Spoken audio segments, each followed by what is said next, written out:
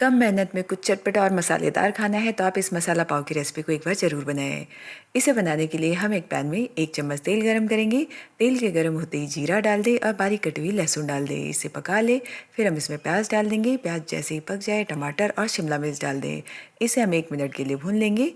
इसके बाद हम इसमें डाल देंगे हल्दी, लाल मिर्च और इसके साथ ये कविताज़ किचन पाव भाजी मसाला, ये देखिए, ये थोड़ा सा डाल के और हम इसे नमक के साथ ऐसे मिक्स करके आधे मिनट और पकाएंगे। लास्ट में हम इसमें चीज़ डाल के गैस को बंद कर देंगे। तो स्टफिंग हमारी रेडी है। अब हम क्या करेंगे, एक पाव ले लेंगे, बीच से कट कर दें ये स्टफिंग ऐसे रख के और इसके बाद